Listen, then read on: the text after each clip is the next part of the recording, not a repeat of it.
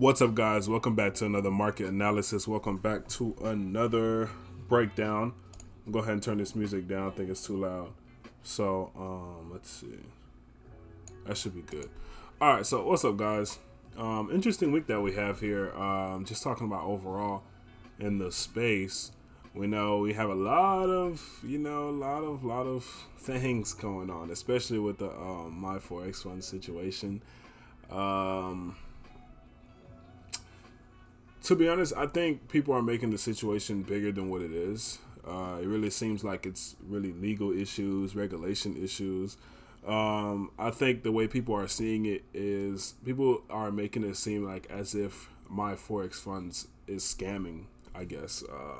Which I don't believe that's the case.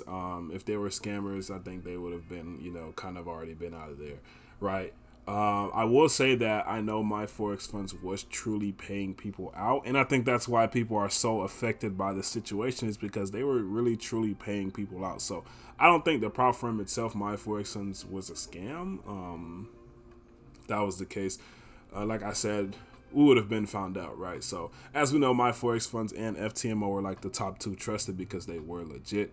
And I believe my Forex funds is still legit. It's just maybe the regulations is probably going to hold them back for a little bit. And then that's probably going to cause people not to trust them as much, which that's really not their fault. But, I'm not here sticking up for them. But I don't know what's going on. I just think people are making it more of a situation than what it is, honestly. So regulations and things like that, especially in the U.S., it's really something that, that really attacks a lot of companies when it comes to regulations. And the US is just a bunch of mess, man. Over here they're just they're trying to get as much money as they can, especially with like the taxes and everything like that. I mean, you've seen what they did to crypto as well with those regulations. They're trying to keep as much money in their pockets as possible in the US. So that's the only problem about over here. Which, like I said, I'm not really surprised knowing that the U.S. is the U.S. and this is regularly what they do. This is not something new. So it is what it is, right? People think that prop firms are dying. I don't believe prop firms are dying. Prop firms are like the best way to become a profitable trader. I would say, especially without risking your own capital, they're the best way to build capital in trading is using prop firms. And a lot of people know that. So just keep that in mind, right? There's a whole bunch of other prop firms, guys. Yeah, FTMO. I don't know where FTMO is located, but I know they're not located in the U.S., so you should be fine. FTMO is like the most trusted prop firm out there. They have their own broker, right? I don't think FTMO and all those other ones are going anywhere. Also, this is also a good thing as well because now the prop firms that maybe are looking at regulations issues, now they can fix that problem before it even comes about, right? So that's also a good thing as well because now maybe these newer prop firms or the prop firms that hasn't had issues with regulations now can kind of like go into their system and figure out what type of regulations and stuff like that they need to fix, and they can get it done without even having to go through all the BS that my Forex funds has to go through. Okay, so just keep that in mind. This is only going to make prop firms stronger.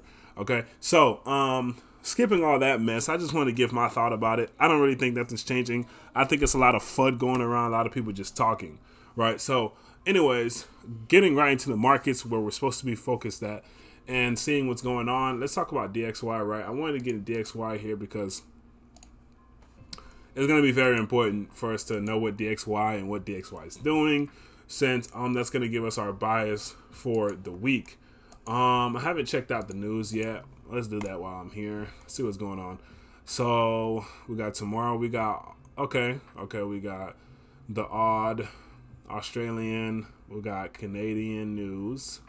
We got unemployment claims, and we have CAD unemployment rate on Friday. So a lot of CAD this week.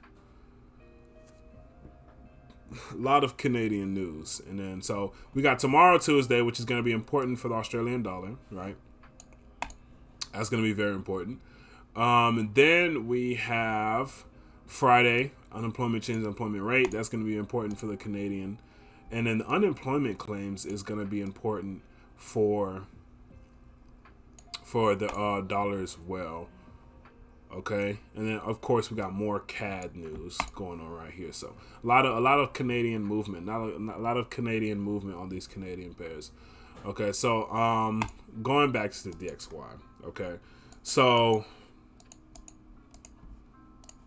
this high is maintaining our order flow, and it's very important we talk about that high because I believe that high may get invalidated. Even though I see that we are building a distro here, we have a official range, right?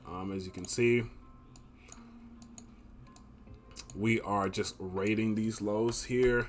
We're not maintaining ourselves underneath these lows. We're just rating it. I want to see what we do at this high, whether we just maintain this high or maybe we'll just raid that high as well and get back into the range. So the reason why I say that most likely we're going to break this high is even if we get a good range right here, guys, even if we do start ranging and the market start doing its thing, I believe we will get a manipulation above these highs here.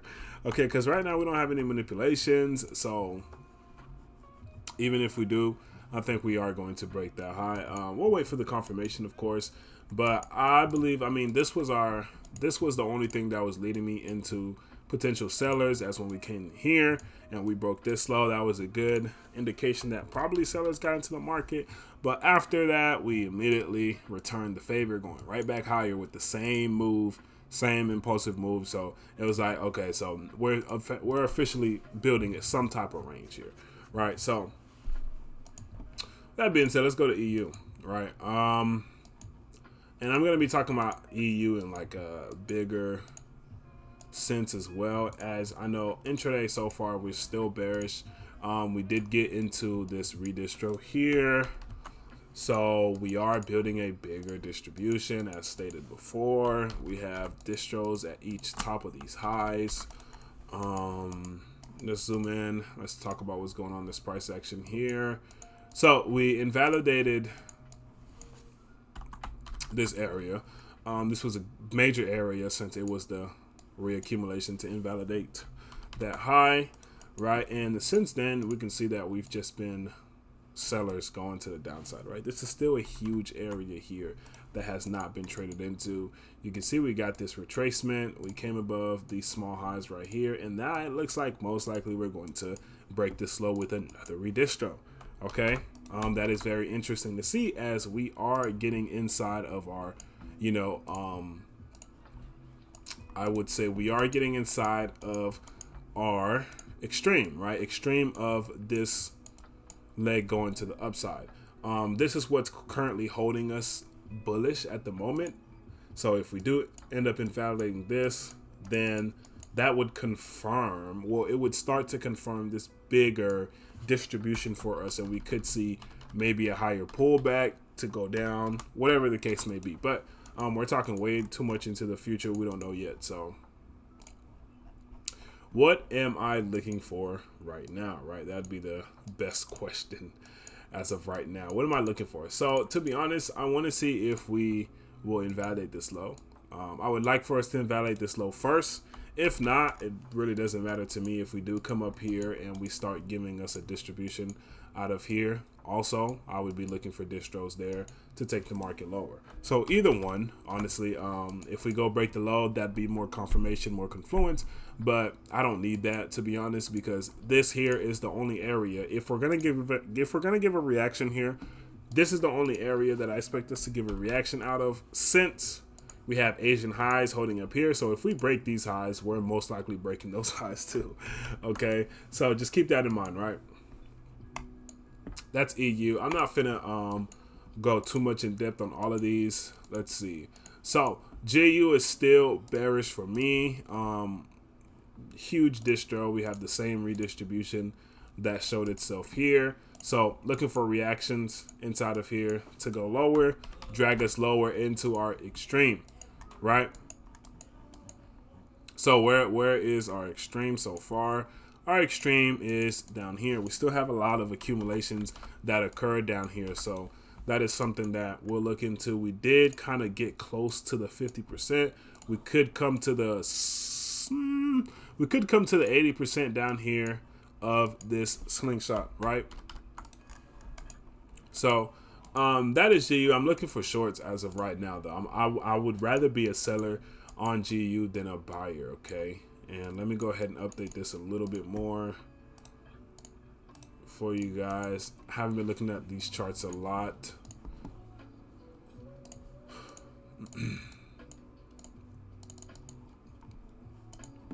Okay, so yeah, that's where I'd be looking for. Let me delete this to make it look cleaner.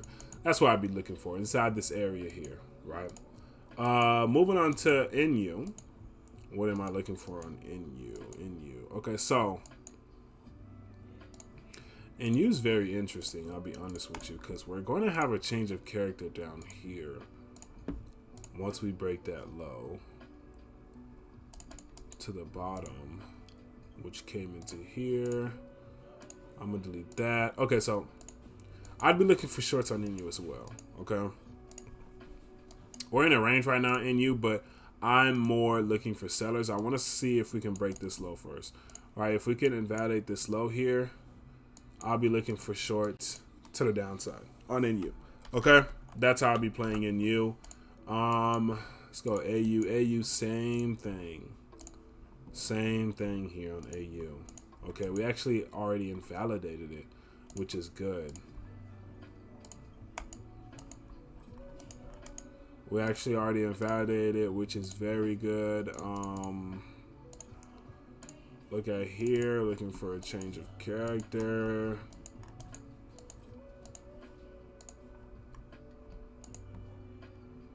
What do we have? I'm not gonna get too deep into the analysis. I'll do that myself, and I'll send that inside the Discord.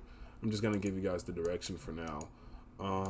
Yeah, I'm looking for shorts out of here. I'm not gonna, because if I go deep in every analysis on these charts, then we're gonna be here for a while. So yeah, I'm gonna just give you guys mainly the direction, the area I'm looking at, and then I'll send you guys the like in-depth analysis in the Discord. That's all I usually do. The charts that I send, I hope you guys are actually paying attention to the analysis that I do send out, the setups. Very, very, very, very, very important. Okay. So going to ACAD, and ACAD is a bit interesting. I'm looking for ACAD to get down here and break this low. Change the character to the bottom. Since we did invalidate the high, I'm still looking for shorts on ACAD. Okay, I'm still a seller here. We did get close to the 80%, so I do want to see ACAD go lower. That is my bias for ACAD. Now, if we don't go lower here, then I'm still a seller here on ACAD, honestly, and I'm going to be a seller over here, right? So we're still going to be sellers here on ACAD. So ACAD is something that I am heavily watching. What I would expect from tomorrow on ACAD, honestly, if this already isn't what's going to go lower, we could probably get one more manipulation of these highs, right? And then market gives us that lower movement, right? And we have a lot of Canadian news coming out this week, so it's not a coincidence, guys. NCAD, same thing. Looking for shorts here, man. We're looking for that change of character to the bottom. So go ahead and put that right there. Change the character to the bottom. All right, guys, so yeah, we're going to just be waiting for a change of character here on NCAD. We can see that we are trading into the slingshot over here. Slingshot that officially broke this low. So that's what we're going to be waiting for on NCAD, right? If this is the respected area, and I mean, we could get another drive, to be honest. We do have, one? We have two. We could get one more drive to go to the downside. But just in case we don't get that drive and we just go ahead and break this low, and we'll still be looking for entries out of here to go lower. Okay. All right, guys, that's pretty much it for this market analysis, where I gave you guys a bird's eye view on some of the pairs that I'm looking at and what we are expecting for the week. Now, I will be going in and doing my own personal analysis and overview analysis on all the pairs, and when I do that analysis, I will be sending you guys the charts and the markups in the Discord, right? Like I said, it's my first time looking at these charts in a couple of days, right? So yeah, I'm finna go ahead and reanalyze these charts and I'm finna send you guys the markups. Maybe nothing's gonna change. Maybe we might change a little bit based on like what areas we're looking at, stuff like that. The tiny things, but the overall view that I gave you guys on EU, GU, NU, AU, ACAD, NCAD, the view is staying the same. It's probably gonna be, some of the minor things are gonna change, and you guys will see that. So that's pretty much it for this market analysis. I will see you guys in the next one. And I also really just wanted to talk about the FUD thing going on. So that's why I try to get this out as soon as possible, right? I will see you guys in the next one. Peace out.